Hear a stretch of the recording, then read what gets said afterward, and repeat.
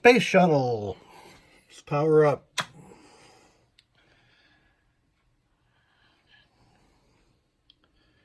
Looks like we're working here. Good deal. So this one came in with alkaline corrosion extending all the way from over here all the way down to the corner of the board. So it took out everything in the amp section there, all along the top of the board. So I've abated the alkaline damage by sanding down to the bare copper, rebuilding traces as necessary, replacing the parts, and then covering the bare copper with a conformal coating. It's a spray-on stuff, which is pretty pricey. So we've booted it up. Let's put it through its test. The only solenoids on are the coin lockout, which is this one, and I suspect that's the one that just went out, is the Space Shuttle motor. So let's go into test.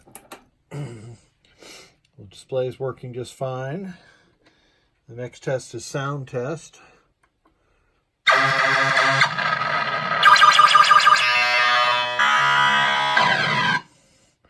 Now that last sound,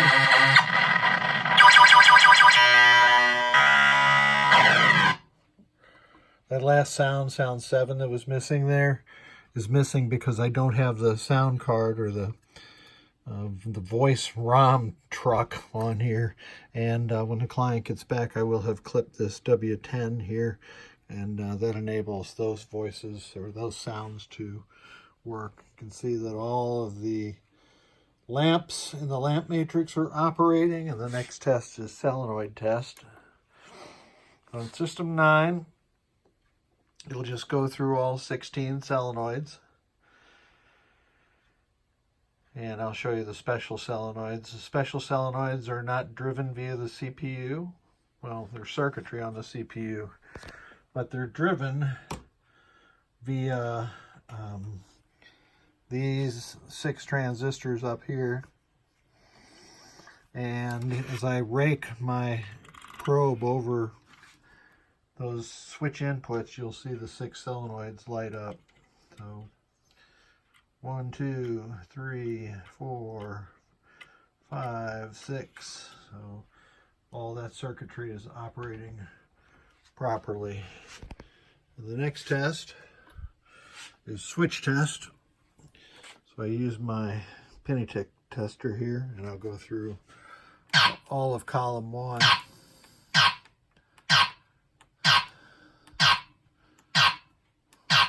And all of row 1.